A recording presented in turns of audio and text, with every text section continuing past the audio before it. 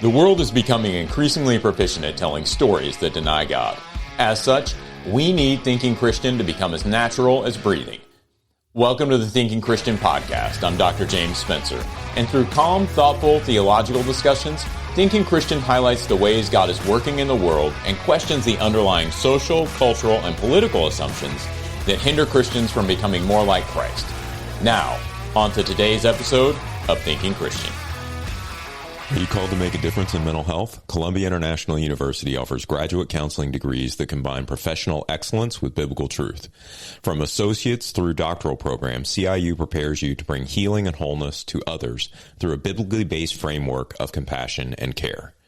Whether it's their K-CREP accredited Master's in Clinical Counseling or their PhD in Counselor Education and Supervision, you'll learn from experienced faculty who integrate faith with real-world application to cultivate a kingdom impact through disciples who counsel, teach, and train.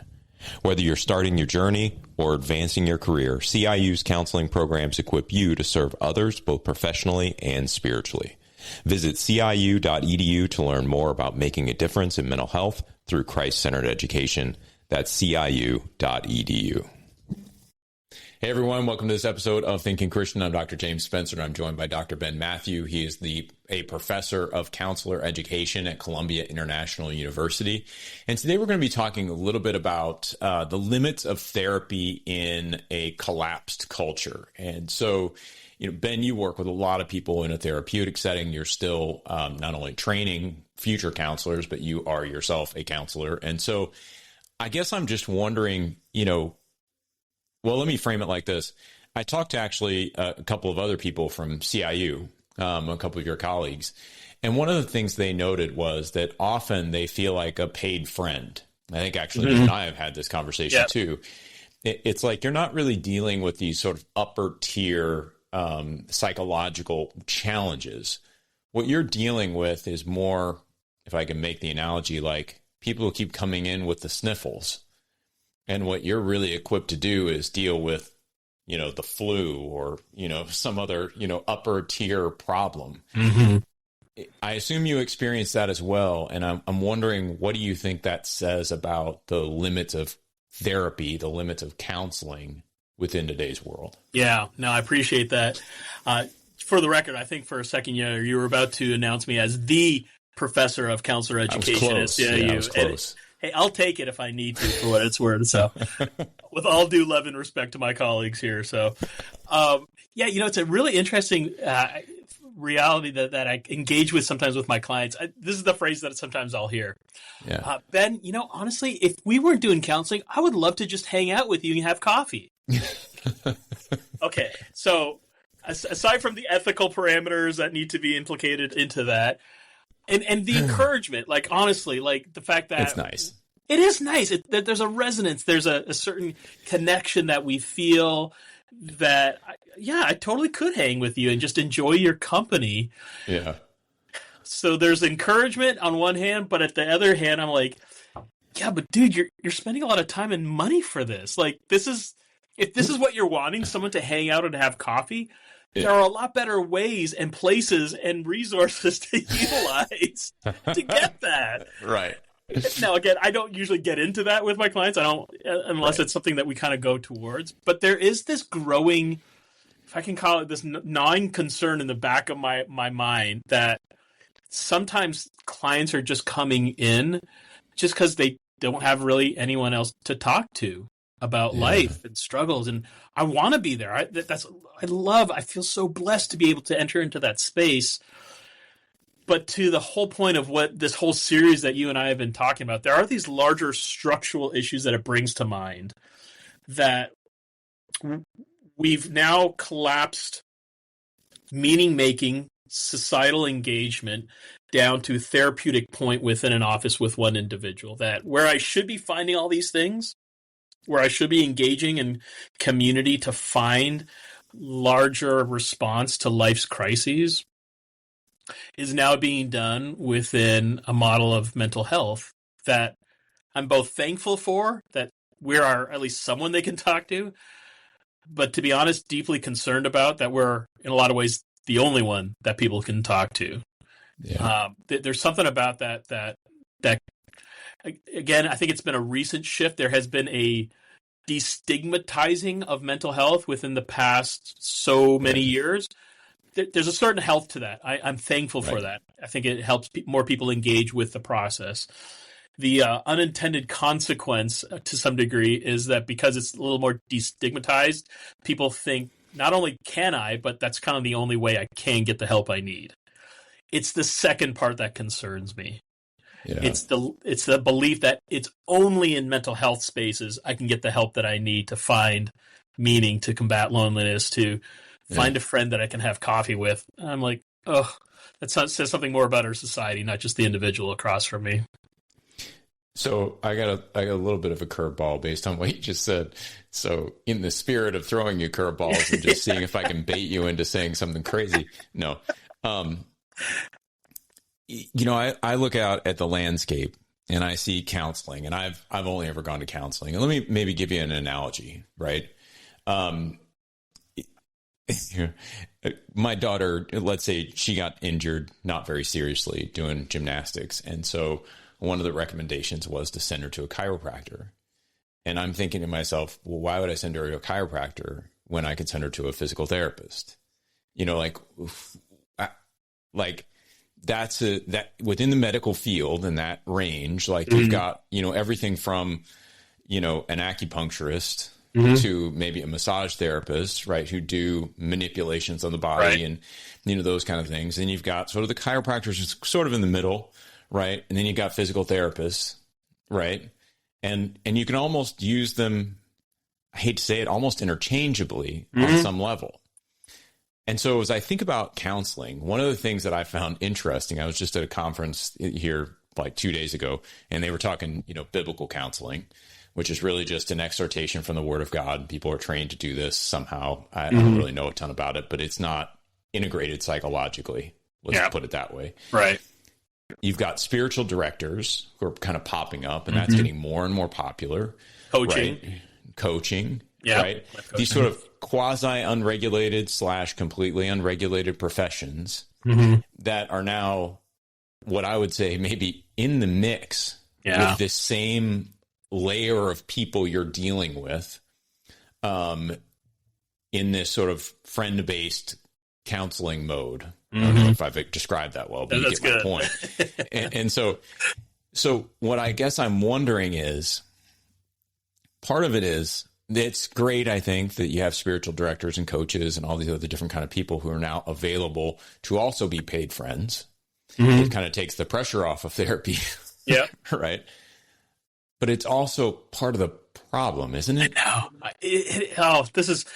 Am I shooting myself in the foot by admitting this? I don't know, because this is part of the dilemma I feel, because I have this doctrine of stewardship that informs a lot of what I do, not just clinically as a professional counselor, as a professor, as just a human.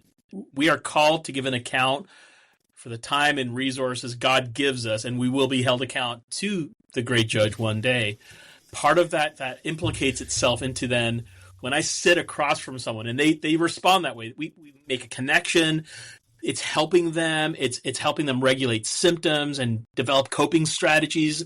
Like, these are all good things that therapy does, but it doesn't have to be just through me. And then I sit there and I'm like, am I being the best steward of this time, these resources? I don't know if I am. And in ways that it implicates this other issue that is so lacking. And that to me is where I keep on coming back to. Yeah. It's not just that the problem is that we are available, life coaches, therapists, or different levels of social workers.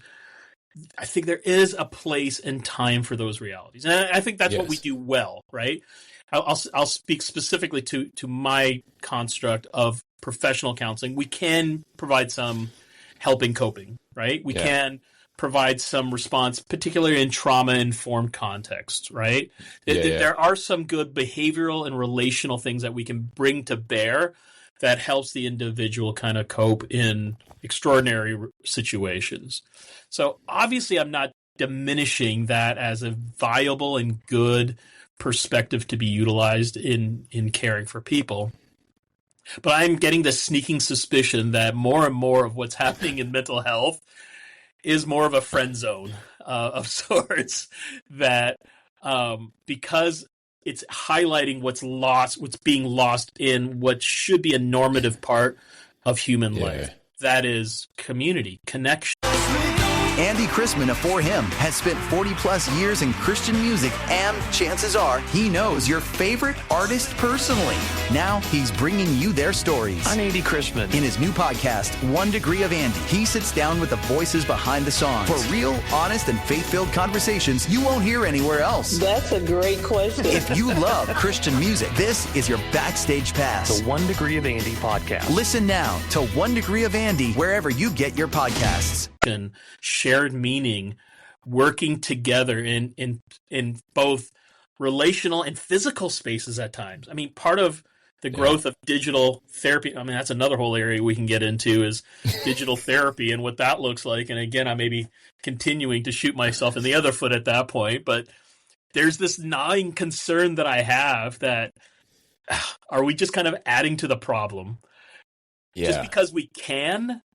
I don't necessarily know means if we should, if it's continuing to create more of a problem in the larger constructs that are missing out for human engagement. Yeah, because I guess what comes up to me, and this is a little bit playing devil's advocate maybe, but it's interesting to me, number one, that you're having this proliferation of people who will talk to you, right? And I could pay someone to talk to me, right? Not like, I could pay a therapist, I could pay a spiritual director, I could pay a coach, I could pay, and it's just strictly like I'm not in an executive level position and I want an executive coach to help me through some rough spots, right? It's more like I need a friend right now. Yeah. And so as opposed to turning Suri on and asking her a series of questions, I'm going to go and meet with Ben, right? And Ben's going to be my buddy for an hour a week, right? And I know it's going to cost me, but it's not really that much more than a movie and it's going to be okay, right? Like that sort of mentality. But I'm wondering if there isn't, based on the way our culture has gone, if there isn't just more underlying trauma and mental health problems that are now creating this proliferation. In other words, when people are like unable to, as we've talked about in previous episodes, convey their sadness, articulate their sadness, when they're unable to find any sort of stable meaning in their lives, when they're overly anxious about what's going to happen. We are seeing a lot of turbulence in the world right now. And so I'm wondering, as these people are coming in, yes, they're friends, but are you also seeing sort of an odd uptick in the level of mental health problem that your quote unquote friends might be having? Yeah. And I think to think through that is important, because the issues that are coming to bear, I want to be careful how I say this, are real for the person. Yes. But they're not really that big. Okay. In the sense that if we can provide them some stability in relationship, stability in context of community, if there's a way that we can provide these other things that are so lacking in our cultural, social context, again, I want to give space that it really affects them, but these are not life altering issues that you need specialized help for all the time. Sometimes, maybe, but we're getting to a point in our society where we're now, because we've so destigmatized mental health, we think this is not just the first, but the only response to get the help that I need. Yeah. And so I do find myself getting to the point with some clients and asking that question, trying to be respectful and ethical in the engagement. Is my space as a professional counselor the best place to deal with these? And the question that often comes back is, well, then who am I going to talk to about this? I'm like, that's a great question to ask. Yes. And my hope is that I actually... Let's explore that. Exactly. Where I'm like, let's look through that a little bit and see where that needs to be developed. And by the way, that's going to take some work. It is so much easier just for you to come to my office, plunk down the fee, we'll meet for the hour, and you're done. Man, I will schedule it for you. I will give you a receipt at the end. Like, it is easy peasy, right? No problems whatsoever. this other thing that you probably need, that takes a lot more time and effort and energy, and it's not nearly as easy. And yet, when I hear a client say that, like, where else am I going to talk to people about these things? That I get excited, because I think that's exactly where that needs to move. More so, not for all, but for some, to a certain degree, because they need to build in those communal contexts that I think actually give the right place, the more normative space, if I can say it that way, for how to deal with some of these struggles in life.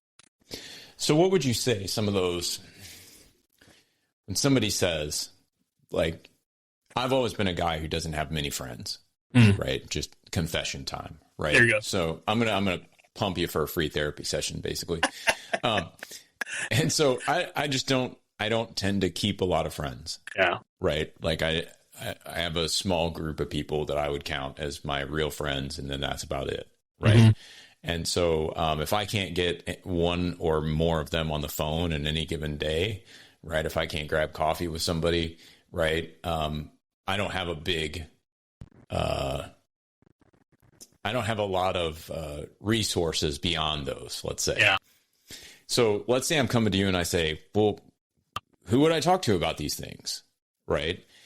How do you help counsel people to actually build those relationships in today's world? Like, you know, it was a running joke when I was at an academic dean. Some of the young ladies would occasionally ask me for dating advice. I have no idea why, but I would tell them the same thing every time. I'm like, my wife and I were high school sweethearts, so the only advice I could give you is, you know, awkwardly stand by her locker and ask her to dance. I don't know anything else. It worked for you. And it worked for me, right? And so, like, I think a lot of the things that I would be able to tell someone, like where to go to find friends, right? Those are well gone. Yeah, right? Like they're not there anymore. And so, how do you counsel people to walk through that a little bit? Yeah, I was talking to one of my kids about the mall the other day. Right. And you could just see like this confused look on their face, like what you actually went to a physical place to not necessarily shop, but just to hang out with other people. Yeah. Like, that was, I mean, the food court, go see a movie, maybe go winter shopping, and we'd see, you know, these girls going up the escalator. So all of a sudden we need to go down the escalator and make these incidents. It was a whole thing, right? Right.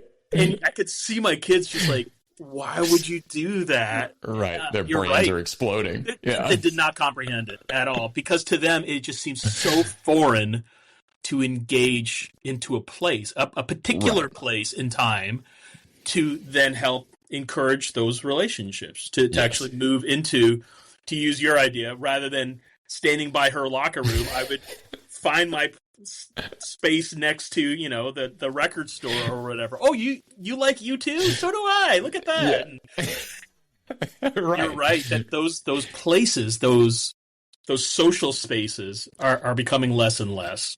Yeah. To a certain degree. What I am encouraged by, I do think there is a recognition to some degree. I just saw this with a university recently as they were advertising.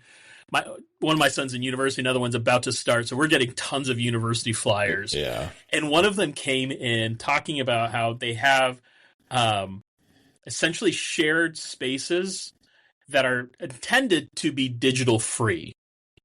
Okay. So one of the advertisements to 18-year-olds, given their marketing research and some of the things they're realizing, is that they're intending to say, we want to be intentional about building space to be able to engage. Now, I know that's not for everyone. I know that's not going to be an opportunity, but I am encouraged that I think there is a movement afoot where people are recognizing we do need to be intentional. So I'll say, even here in the town I'm in, what I often tell people is find out what you love and find other people that love it.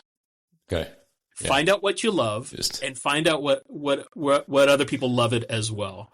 And if you can use that as at least a starting point, and use your online, like if you love needlepoint and bagpipes. I guarantee you there's a website out there Yep. that could probably find some. I literally was just talking about something about this yesterday. He actually, that's why bagpipes came to mind. He plays the bagpipes, all right? Like, he is a really good bagpipe player. And he said the community that he's found within our town of bagpipe players is pretty small, but they're very close. Yeah. And so even in the most obscure interest, I'm realizing that most communities are starting to develop these spaces, whether it is for high schoolers going into college or whether it's just the average Joe or Josephine, that are recognizing, as much as we can find a Facebook group online, how much better if we use that website to say, hey, we're meeting here at this time. Another friend of mine just told me about a ukulele group that's meeting at a local brewery. Strums and Brews. And so if you love beer and if you love ukulele or want to learn how to use, there is a literal group that meets every Tuesday night at this local pub just for that purpose. Wow. I look at opportunities like that where, again, it is so, you mentioned this earlier, James, we have so renormalized our constructs, our social, that it just seems so cultish-like to then enter into what it looks like of what's now should be the norm. Seems so abnormal. It's going to feel. And so what I do with my clients when I hear them ask those questions, I need to let you know, here's the way to do it, and it is going to feel really weird. Here's what we can do in therapy. How do I help you manage the weirdness so you can still enter into the goodness? Yeah. It's not a matter of avoiding the weird. It's actually saying, how can I build resilience in what is now just feels so odd and foreign, but have the belief that it's still better. Yeah. Find what you love, find others that love it, engage with the opportunity, know it's going to be weird, but let's build resilience to actually enter into that. That's a step in the right direction. That gives you at least some context to be able to move into what I think is some of this larger systemic realities of how we become so isolated and apart from shared meaning that creates this existential dread that is just so endemic within our culture today. It's interesting. I did this conference over the last day or so, and I met a few people there, and I remember walking away from a couple of conversations just in my head going, oh, that was awkward. That was weird. Yeah. That was awkward. But at the end of the day, I'm like, these are the things that I need to do. Like, I need to go out and meet other human beings, regardless of the awkwardness. But you definitely got I was like, wow, right? Nope, this is awkward. This was, wow. Like, and it wasn't just the other person. It was me too. Like, right. It was both and. It's right? Like, wow, that was just, I mean, I wanted to say it, just like name it. And just this let has it been out. Awkward.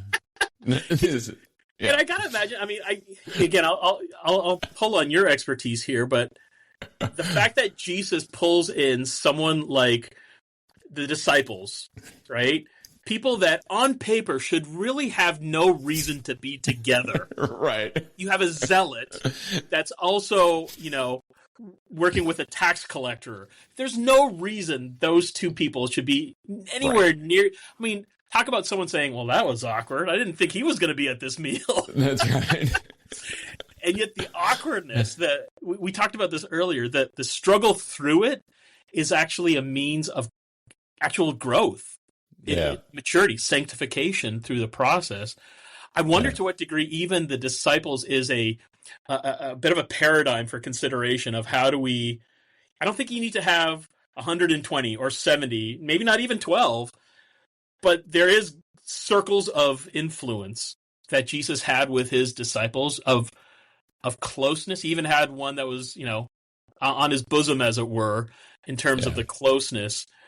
It wasn't always about the numbers, but it was about the intentionality of who he connected with. I got to wonder if there's something there that we can pull on as an exemplar for what we want for today as well. So let me ask just one other question, because I find this to be, I'm going to use myself as a paradigm for other people, which is always a little scary. But, we have 4 kids. My son is a 20-year-old. He's in college. My 2 daughters are 17. They're twins. They play lacrosse. So we travel for lacrosse an awful lot. and then we adopted a 5-year-old. So we've decided to make our lives more chaotic. And so part of what I find, as my wife and I are both still employed and have, jobs that are fairly busy in and of themselves, is that it's like, who's got the time? Yeah. Right. Yeah. How do you run into people who just have that sort of like cadence of life kind of stuff where it's like, no, I can have work friends, I can have colleagues, I can interact with my kids and obviously my wife, but I don't really have a lot of time for anybody else. Yeah. This is where my cynic comes out a little, be honest. Now, I need to temper that in the therapeutic moment. I need to earn the right to enter into the cynicism. Let me say it this way. Every Sunday, I think, because on my iPhone, I have a screen time report that comes up. Yeah. And it shows me how many hours I've spent on my phone. It tells me what apps I've been on my phone. It tells me specifically how many times I've picked up my phone. The research is quite clear. We have the most luxury time ever in human history than any other civilization. Yeah. The amount of time we have. Now, again, I want to meet them at their perception in that I'm so busy. I don't want to deny that as a reality. Yeah. That yes, work, family, church, demands of community, those are all pressing for our attention. And we have more luxury time afforded to us as a civilization than has ever happened in human history. Yeah. The technology. Everybody talks about life after death, but what about life during life? Hey, everybody, Greg Laurie here. And on the Greg Laurie Show, we're tackling life's biggest questions like, why am I here? What really matters? And what happens when I die? I'll discuss cultural topics with friends and experts and examine the biblical truth behind everyday issues and even share stories about my own personal spiritual journey. Listen now to The Greg Laurie Show on lifeaudio.com or wherever you get your podcasts. That we've advanced, the structures that we've created affords to us more time on our hands than we've ever had. And that's proven to me on a weekly basis when I get that screen time report. And so that's why I say the inner cynic comes out a little, where when someone says to me, I just don't have the time, I'm like, okay, listen, unless you're like the Pope and you've got literally like every minute scheduled out of your life, and most of us aren't, or the president or some other high dignitary that literally does have their entire schedules mapped out for them. Right. The question is not, do you have the time? The question is, what are you putting your time into? Right? Yeah. And you've probably heard the expression, you can find out what you love by two things, right? Your calendar and your checkbook. Yeah. The question is, are we convinced? Are we not just theologically and cognitively convinced, but are we affectionately convinced that this thing called community, this thing of intentional stepping into awkward places and going, that was weird. Like all the messiness of relational connection is actually better, not just good, but better. Because I think that will then reorient how I use my calendar, how I use my time in a way that actually helps people say, it's not that I have a lack of time, it's just where I'm putting my time to begin with. Yeah. That's, I would argue 95% of us, we have the time. It's just how we then position it in a way that, again, looks different for different people. Like you said before, it doesn't mean that you have to have tons of friends necessarily. Right. You need to have someone. You need to be intentional somewhere in a way that says there are some people, some key people in my life that I can really count on in a reciprocal fashion, both that can rely on me and I can rely on them as well. But I think that's a reordering of not just our time, but our passions to then correlate to the time. It's interesting. I mean, I've had that discussion with so many organizations when I consult, because their way of saying we don't have the time is we don't have that kind of resource. Right. And I'm like, you do. Right. You actually do. You're just spending it over here. Like you've got it. You're spending it in all the wrong places. I mean, and I think that's a really good word, Ben. I tend to agree with you. I don't have the screen time thing on my phone, and I'm not going to, because I don't want to know. I'm happy to be blissfully ignorant. You don't need to know that information. Yeah, I don't need to know that information. But But no, I mean, it makes intuitive sense to me that for 95% of people, when they're really saying I don't have enough time, what they're really saying is the way I've allocated my time brackets out friendships and community. Exactly. That's a great way of saying it. Exactly. Yeah. That's funny. Well, any other pro tips? I mean, I think that, getting back involved in church intuitively seems like what I'd want to suggest to people. Yeah. Right? I want to say, hey, go get involved in a church. But then I kind of sit back and I'm like, well, get involved how? Yeah. Right. Because it's easy to get involved in a church and be busy yourself with something in the church and never actually make any real connections. You're just like the door greeter. And so you say hello to everyone who comes in, or you're working security, and unless somebody mouths off, you don't have to do anything with it. You know what I'm saying? There's all these different ways where you can be involved and still not actually engage anything. You can be really, really involved and still really lonely. Yeah. Kind of like what we talked about previously. I mean, even small groups, I think, is sort of like that. It's like, and I don't have anything against small groups, but I would say just for me, it's easy for me to use that as a checkbox and go, well, I went to small group this week, and just sort of be there and relatively checked out, because I don't really enjoy it as much as I think other people might. And I'm not, you know what I'm saying? I think part of it is just I'm a huge geek. And so a lot of times I have trouble setting that aside in a context where we're studying the Bible. I lose myself and right. I would take total blame for it. Right. But there's just something about being in that small group and you're looking at this passage and I'm like, I wonder what the Greek says there. I know no one else wants to know that. I was going to say, you're saying no one else is asking that question? No one else is asking that question, but in my head, that's where my head goes. And so they don't tend to work well for me. I'll say it like that. Those are it's almost a lot of effort for me to be there and be present. And that's challenging.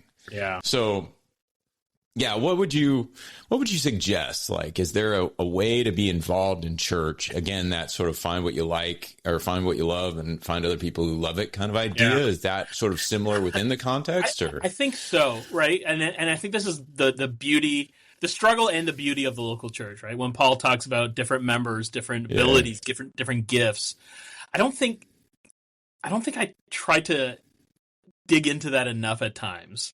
Let me give you an example. I too am a self-proclaimed geek. I like geeking out on stuff like that. I think this is why I enjoy coming to your podcast, because I love these conversations that I tell it to my wife later. She's like, and you did that on purpose? Why? What would you do that for? It's because I love it. There's something about me finding people in the church that are non-geek. I need the non-geeks in my life to round me out, to sanctify me, to rub off those hard edges. And I also love finding the other geeks in church. Yeah. There's something about that just enlivens my heart in a way that helps me then recognize, what can I bring to the table? Here's something that they're bringing to the table. There's this mutual joy that we find in this geekdom of whatever it is that we're talking about, right? Yeah. And that doesn't have to be that. For me, it's also music. I love involving myself in the ministry of music in the local church. I'm not a great musician, but I love getting together with good musicians and utilizing that common shared language of music in a way that just builds my soul up in a way. And so similarly, when I hear other musicians that don't do it well, I'm like, ugh, really? Oh man, that's hurting my soul a little. And I need that, because I need to then, how do I temper patience and long suffering and all those other things. Yeah. But there's something about finding other people and the loves that you have that, again, I keep on referencing Lewis. A good friend is when you find someone else and they say, you too? and you find someone that likes the same things you like, and you make this bond. Or as Jerry Seinfeld says, when you walk outside your front door as a little kid, is, you live here too? Let's be best friends. And that's how you form your early friendships, is because you are in this proximity of, this is where we're living. I got to imagine there's something about that we need to kind of push into as well. Yeah. Find the ones that you resonate with, know that it's not the entirety of the church, and you need to, as it were, engage with others. Yeah. That's a good place to start, right? Yeah. To find the things that you really love, really can either geek out on or play with others or engage in ways that go beyond just attendance. Yeah. Being there. That really engages your mind and heart as a good place to start as well. Very cool. Well, I think those are some good ways that we can kind of ease our way into, well, not ease our way into, maybe ease our way out of therapy. Yeah. And sort of say, why don't I try some of these tiers first? Let me go make a friend. Let me find somebody in my proximity who's also loves sarcasm and, wry humor and in the office, the Bible, and all right? In the office, right? Let me find that person, and develop some relationships before I decide. No, I have something more serious I need to deal with, and this does require some therapy. Yeah, I think that's a good word, and because I don't think it's sustainable the way that we're using therapy or even spiritual directors or any of those things. I just feel like those are. And not to put this on, I know maybe you'll disagree with this, but the word that comes to mind, it's like we're creating a transactional economy around getting self-help. Mm-hmm. And I don't think that's what it's intended to be. No, it's intended, it's meeting the need. Yeah. But it's not good to sustain the need. Yeah. That's a good way to put it. I think we need to be here to help in the moment of struggle of both depression and or existential dread. Listen, I think there's a place for that. If we continue to look at the mental health industry and all its corollaries as the only main way to sustain that, I think we're in a world of hurt because it's not structured. It can't provide the resources to sustain those larger ontological issues. So it's a good place to meet the need. It's not a great place to sustain the need. That's perfect. Yeah. That's good, Ben. Well, thank you for your perspective on this. Really appreciate you thinking it through with me. And we'll call it an episode there. We'll come back next time. We've got some other topics we're going to be discussing, but the next one's going to be around addiction and numbing and some of the new drug trends. And so we're going to dive into that. I know that there are a lot of Christians who have questions around these issues. Used to be a much bigger deal, I think, within Christianity and using these sort of drugs to alter your brain. Mm-hmm. Now we sort of alter our brain all the time and we don't even think about it. So that's fantastic. But we'll dig into that a little bit in the next episode. But thanks for being here. Thanks everybody for listening. We'll catch you on the next episode of Thinking Christian. Just want to take a second to thank the team at Life Audio for their partnership with us on the Thinking Christian podcast. If you go to lifeaudio.com, you'll find dozens of other faith-centered podcasts in their network. They've got shows about prayer, Bible study, parenting, and more.